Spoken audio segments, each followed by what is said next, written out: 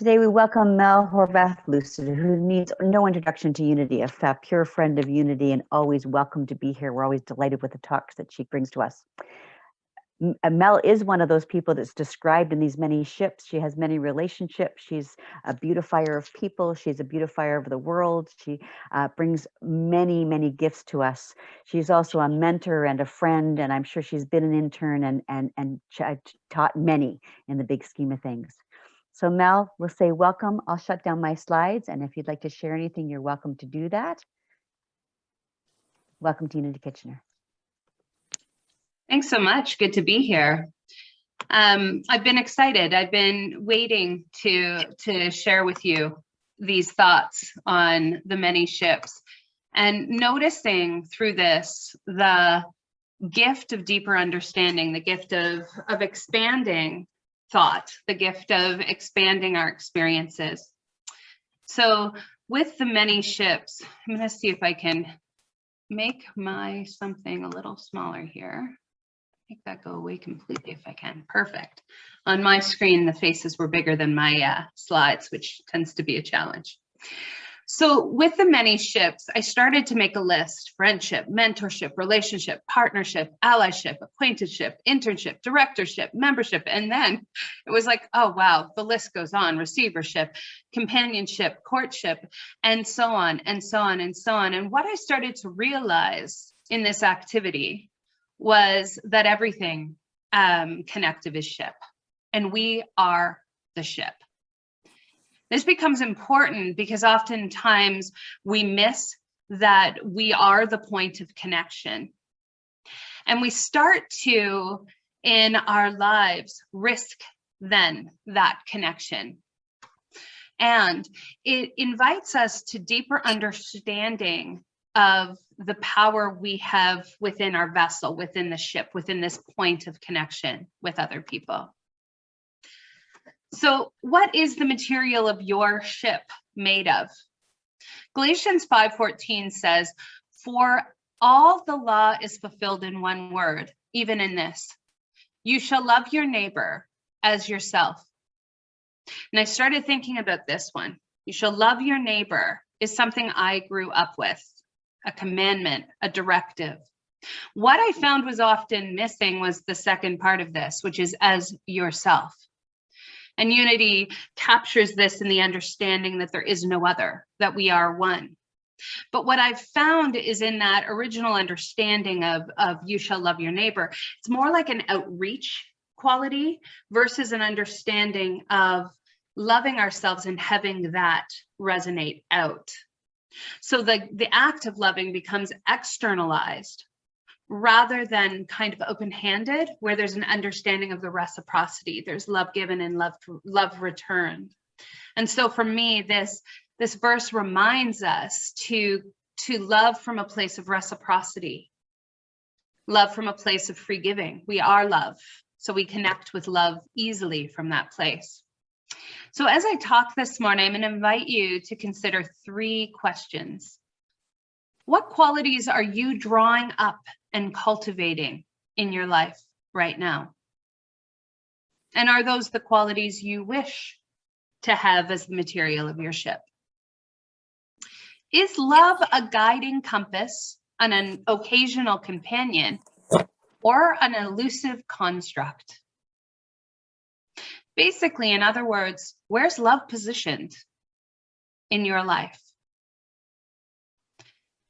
And lastly, what role does fear play in your life? The last time I talked about the choice that we have each and every day to live in love or to live in fear, to move with love or to move with fear, to be moved by love or to be moved by fear.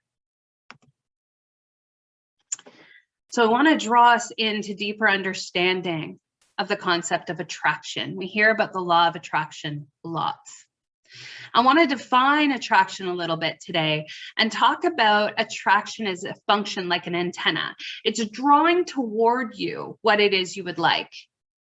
When we increase the signal of thought and emotion that resonates with that desire for attraction, and we pair that with a clear image and imagine what it is you desire and elevate those to the same frequency.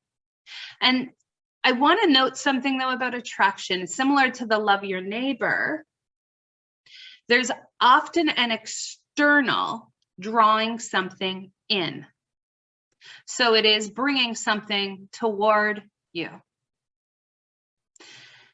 This talk today isn't a conversation about attraction versus. It's about what is surrounding attraction that cultivates the most power and the most connectiveness. What I think we miss often is resonance. Now, the difference between resonance and attraction, I would say resonance is a part of this law of attraction, the law of resonance. Now, this is the awareness that the desire is in you. What it is you are seeking is in you. An understanding that love is present, abundance is present, peace is present, joy is present. It is within you. Upon seeing this within you, it becomes you. It is your way of being. You live this resonance independent of what's happening externally. Now that's very, very important because see, when we have an attraction outward, but we don't have a resonance inward, we are super impacted by the changing, ever-changing world around us. And we know it changes. We know the one constant is change. So it means we cultivate for ourselves like this roller coaster ride of where the heck is my joy now? Because this is going on around me. Where we become more powerful is with deeper understanding that that resonance is us. It's in us already. So as you vibrate with this newfound awareness, you begin to see things vibrating with you. Much like a guitar string and how it vibrates the other guitar strings. That wasn't its intention. Its intention was to resonate. It resonates that sound and that tone, but the other strings of the guitar vibrate with it. And again, this is not the guitar string's intention. It is simply the outcome. It's a far more powerful place. I've talked about it in the past. I'd give the visual of a picture I saw where it's like this frog literally hanging on the edge of the cliff. For me, at times without resonance, that's what attraction has felt like. I need to keep striving and doing something in order to get something. And it's clinging to the side versus resting on the edge of a cliff in the middle of a storm in a nest.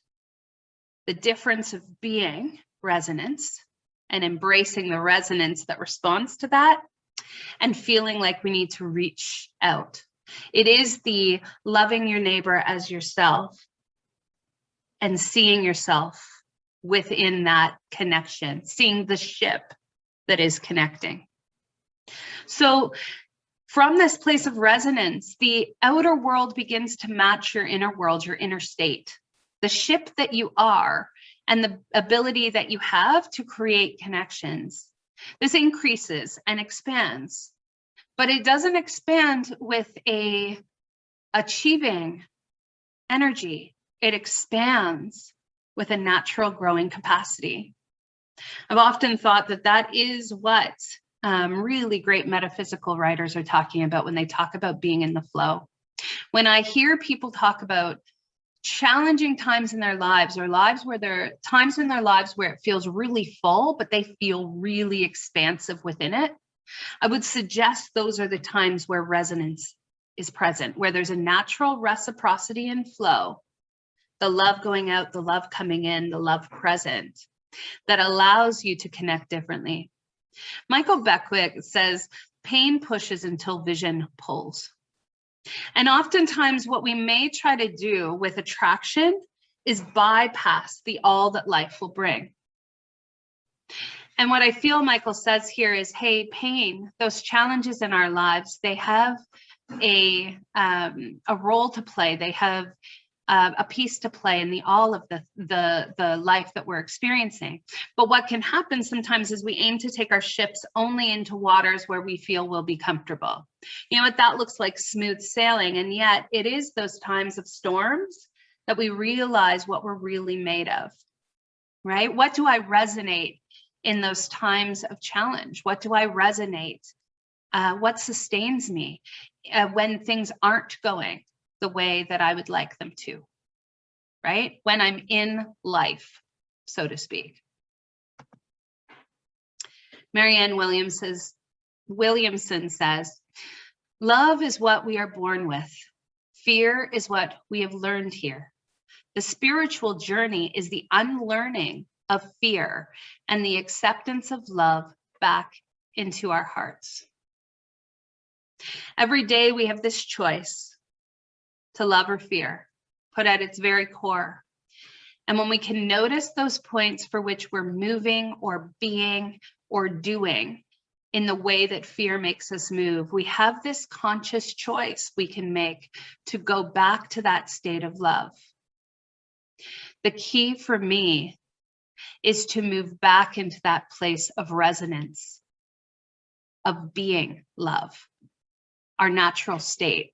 And that the reality is we do know, and trust your intuition on this. We know, particularly when we still ourselves, the difference between a constructed state of okayness and the deeper spiritual truth and understanding of what source is. We know when we're truly in source, when we're truly in abundance, when we're truly in love, peace, joy, understanding, because we're equipped in an internal resonant way that makes us less impacted. Now, that does not mean we do not feel the reality of which we are in.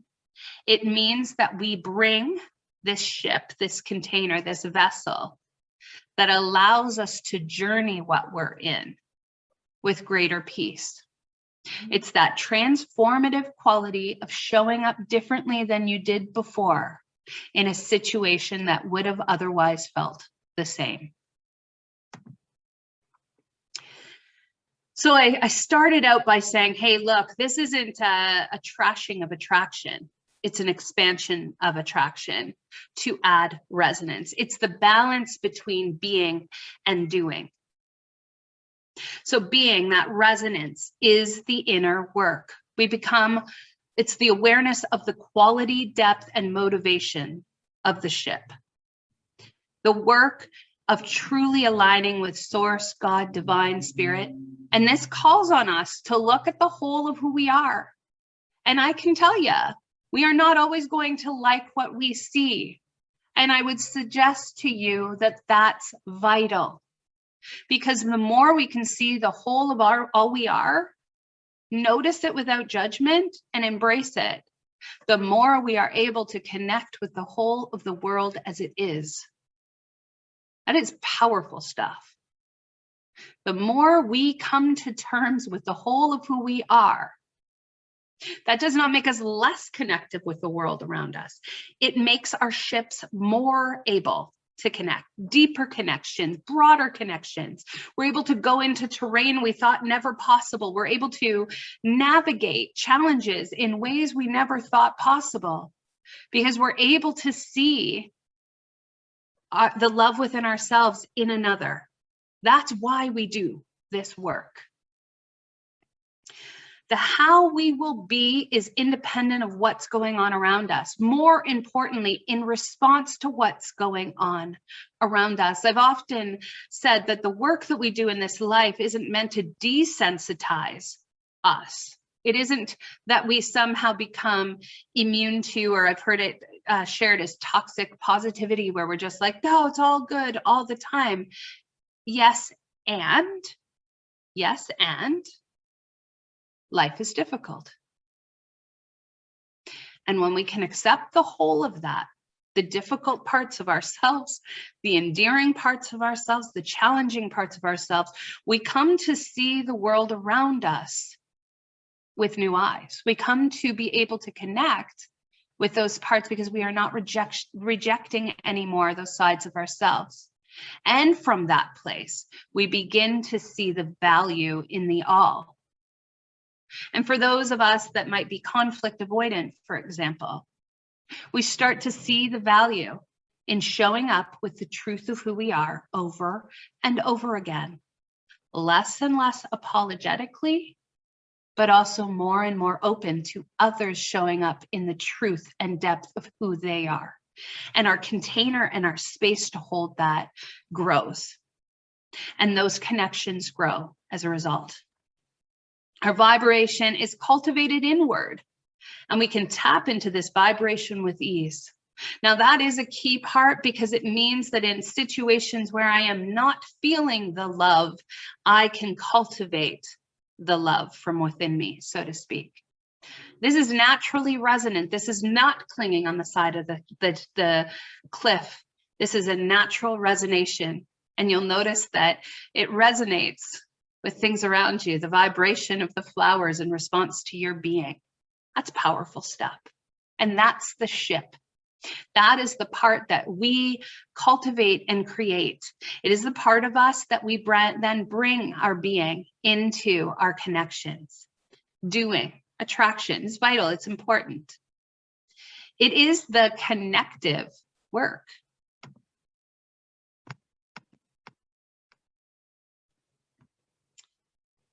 The point of connection between the inner and the outer world. The point of connection between our inner and our outer world. This is how we connect. It's the action of drawing something towards oneself. For example, magnetism in physics.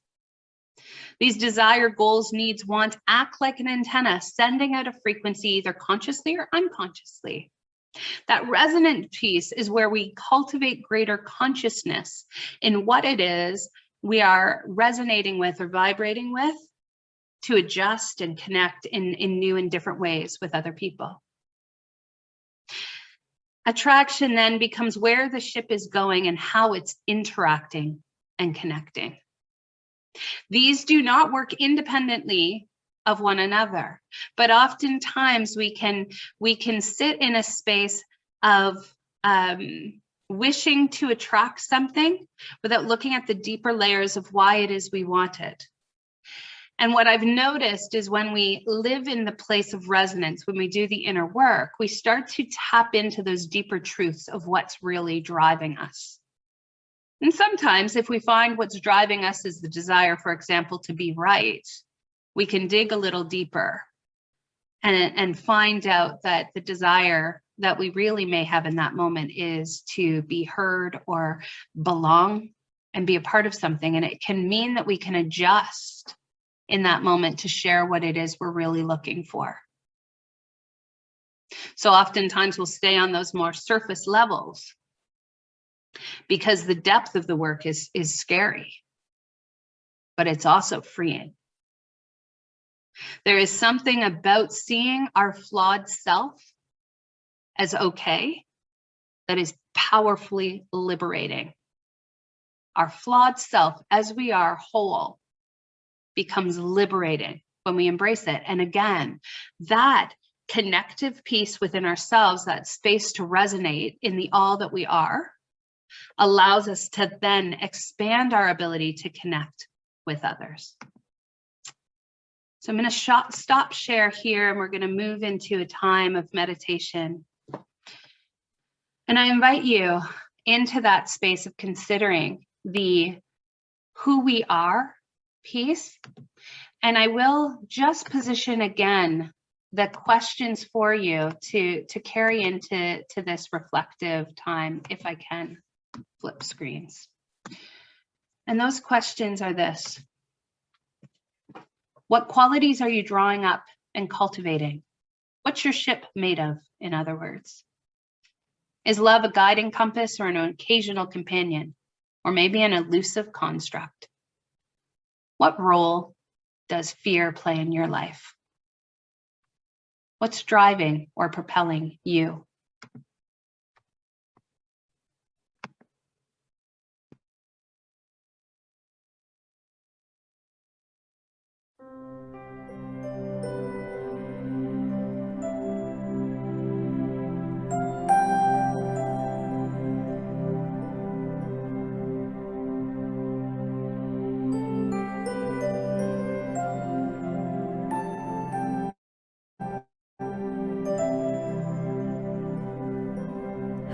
surrender to my greatest, highest good. I will release any fear that blocks my way. For every step I take is taken in pure faith, and I am stronger every moment, every day. My mind is willing and my heart is open wide. I trust my instincts and let spirit be my guide. I vow to live a life that's real and pure and free, as I continue walking in this mystery. I will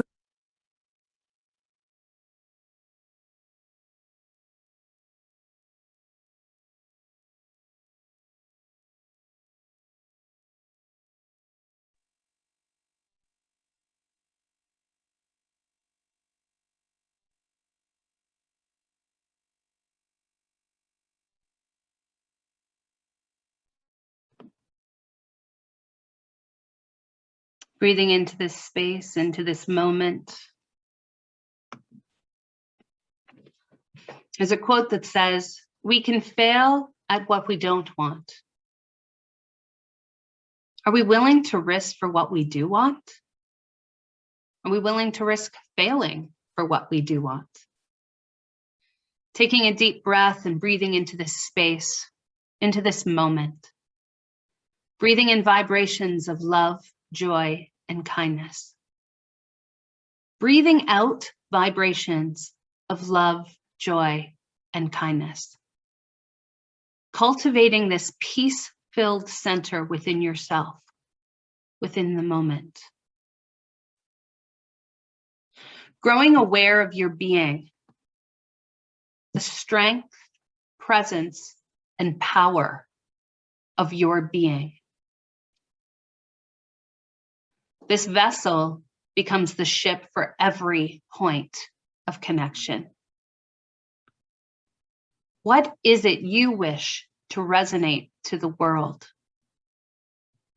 What qualities do you wish to see present in your interactions when you meet life's rough waters and during life's joy and sorrow? Breathing into the perfect silence, fully in the presence of divine universe, of love.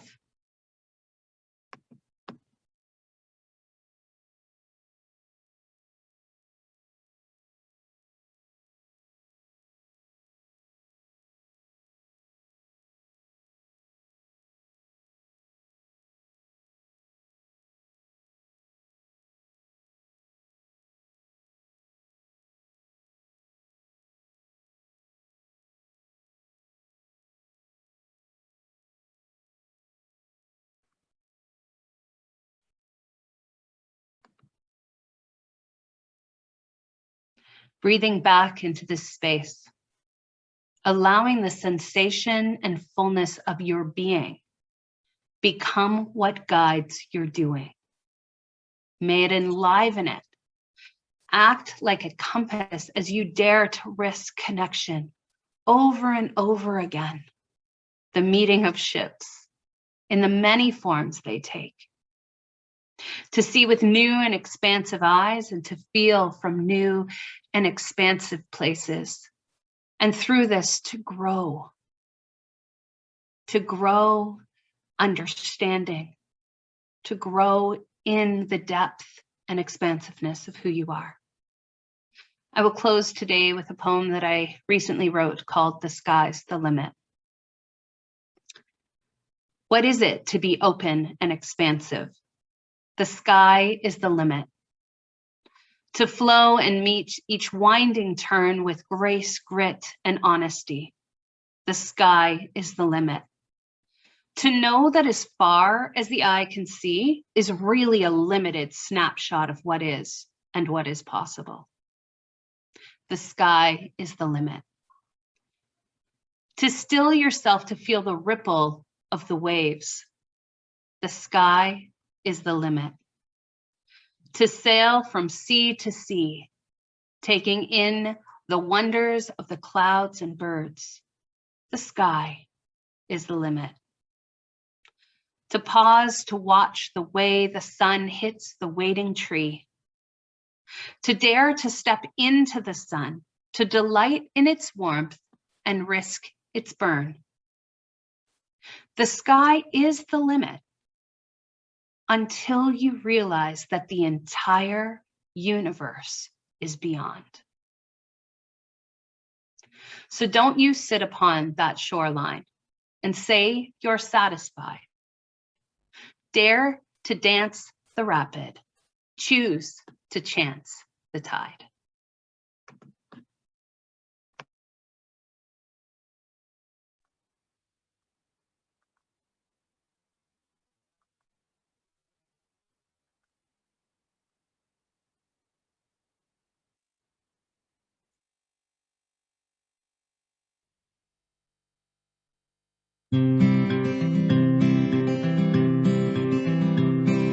I've seen my share of struggle when I thought that I knew best, when I've sailed through a storm instead of stopping to rest.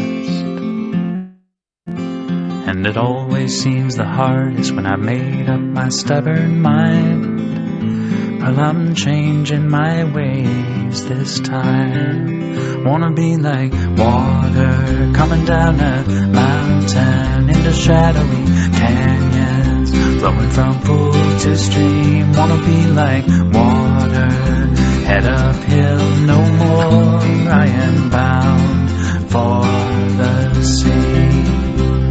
Have you ever seen an eagle head straight into the wind? He doesn't pick a fight, he spreads his wings and just gives in. And in the end he always makes it home just fine. I guess he knows that every storm subsides. Wanna be like water coming down a mountain into shadowy canyons, flowing from pool to stream. Wanna be like water, head uphill no more. I am bound for the sea. I'll let nature take its course. No more thinking that I know where this river's meant to go. I have railed against the stars for the cards that I've been dealt, for the lottery I've never won, for the heartache that I've felt. But it always seems when I let go of expectation and regret, life has plenty of surprises for me, yeah. I wanna be like water coming down a mountain into shadowy canyons, flowing from pool to stream. Wanna be like water, head uphill no more. I am bound for the sea. Wanna be like water coming down a mountain into shadowy canyons, flowing from pool to stream. Wanna be like water, head uphill no more. I am bound for the sea.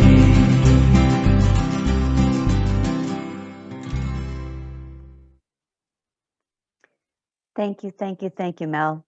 You always take the most basic words that we think we know, and you explain to us in such great language and wonderful truths as to how we can modify that to rethink it and bring it back into the world differently. And I so appreciate all of the references you gave us about attraction and resonance and how much that means to understand the difference, but use them in some kind of collaboration.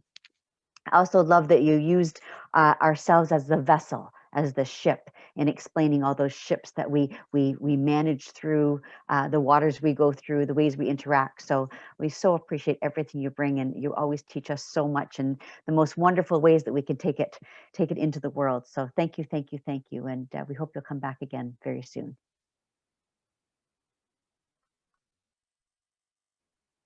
If you can stick around, we'd love to have you stay after service, have some fellowship time, chat about the talk. Mel can stick around as well and answer any questions, any thoughts that you might have, or any comments you'd like to make. Please stay with us for a little while after service.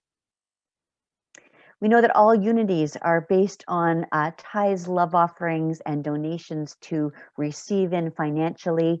There's many ways to give, but one of them happens to be the financial. We call it time, talent, and treasures, and these are the treasures. We know that if we give from the heart and fill the soul with gratitude and love, faith is knowing there's always enough, and there is always enough. So feel free to do an e-transfer, go onto the give button on the website, do it through Tithely. You can complete a conscious giving form if you'd like to do that, and that will give you an ongoing way of giving without having to worry about doing it weekly or monthly.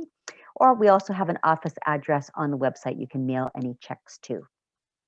If you'd like to take that love offering in your hand, and right now I mean your love, and put your hands together so you feel the energy, and say with me, divine love as me blesses and multiplies all that I am, all that I have, all that I joyously give, and all that I joyously receive. Thank you, thank you, thank you. Amen. And you know that Unity Kitchener is also a tithing ministry, and that we give to Unity Canada. Unity Canada in turn gives to Unity worldwide on our behalf. We give to one Canadian Unity Center each month, and I think we're changing that to 2 this year, so we hit all of them within the year, and one Canadian registered charity, often of your choice. We know that Unity was built on affirmative prayer. Myrtle Fillmore said, prayers aren't sent out at all. Sometimes that is our trouble. Where would we send our prayers? We should direct them to our minds and hearts and affairs. So everything is from within. We are the vessel. But we know sometimes it is nice to have people to pray with, to discuss things with, to put out the intentions with in an affirmative way. Unity began with silent unity in the 1800s and 80s, and that's how Charles and Myrtle Fillmore started things. It is still available 24/7 today by calling in, or you can have a YouPray app, and it will also connect you with Unity, Silent Unity in Kansas City. Unity Kitchener has a Partners in Prayer team and a silent prayer team. If you'd like any prayer at any time, please email us and arrange a time to have one-on-one prayer time. In this together time in Zoom, if you'd like to put any first names in the chat, as we always say, Spirit will know who it is, will know a last name, and will know why. Those names will be collected and taken with our Silent Unity team for 30 days, and then sent on to Silent Unity in Kansas City for another 30 days. We have a few announcements. There's a Conscious Awakening Congress happening July 20th to 21st. You're welcome to sign up at newthoughtsevent.org. There is a couple of Unity speakers and many other New Thought leaders. Linda Martella-Whitsitt, who many of you know from Divine Audacity and other books she's written. And also Cynthia Alice Anderson is there as another Unity minister. Wendy Carr, our LUT for Unity Canada, wanted to know that you're doing Wednesdays with Wendy are available. And she has a couple of things that are on the titles there that you can see on the screen. On July 1st, she's not having a session. July 14th, she's just saying, let's roll with whatever connection it is. And July 28th is open up for any type of connection you'd like to make. Wednesdays 1 to 2, and the Zoom link is on our newsletter. Cheryl and Reverend Roxanne are putting together a book study with Bridging the Divide Book Club, 2 books that will be looked at from August through to the end of October. Indian Horse by Richard Wegemies and The Skin We're In by Desmond Cole. So if you'd like to find out more, we can look at the website and also on our Unity Kitchener newsletter. We're excited to have stage 3 of COVID now restrictions lifted, which means we can gather a little differently and have some time outdoors and not be so concerned about the real tight restrictions we had in the past. So we're thinking that if you would like to be part of a social outing team, if you'd like to find ways for us to be able to get together responsibly and safely, let Cheryl know, mcunitykitchener@gmail.com, to discuss any ideas if you'd like to volunteer for the team. And we'd like to be able to get together, even without us having a physical space to house Unity Kitchener, we could get together in parks or backyards or anywhere that would be safe for people to do that. It would be wonderful to be able to see people in person. Our Zen thought for the week. Sunday is that perfect day to remember our blessings, to present with loved ones, to be present with loved ones, to rekindle the hope and fire and joy of life for no other reason than to feel alive, connected, grateful. This day can be magical, like all others, if we will it to be. Take that into your week. And let's wrap up with I Choose Love.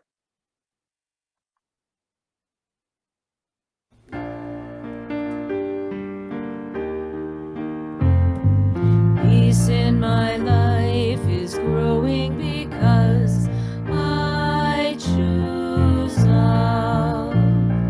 Love's always present, it's what we're made of. I choose love. We are a part of each other. We are one tie that binds us that can't be undone. I choose love. Peace in my family is growing because I choose love. Let love be present, it's what we're made of. I choose love.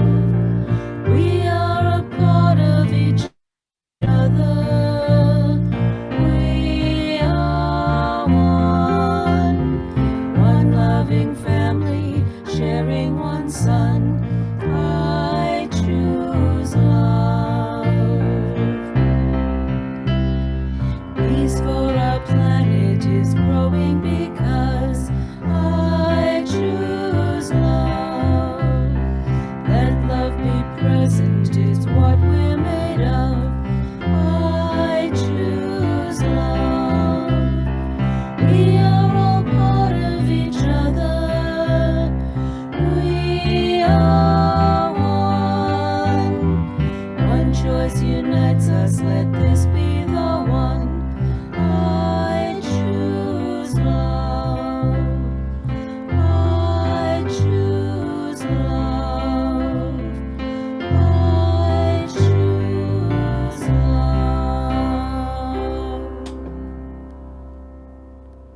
And as we wrap up for the week, we know that we all can come together afterwards for a bit of conversation.